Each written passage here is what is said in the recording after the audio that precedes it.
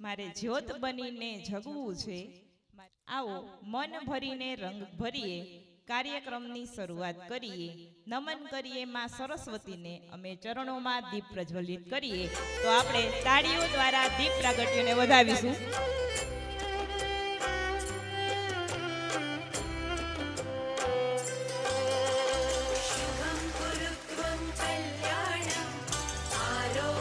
धन संपदः शुभं कुरु त्वं कल्याणम् आरोग्यं धन संपदः।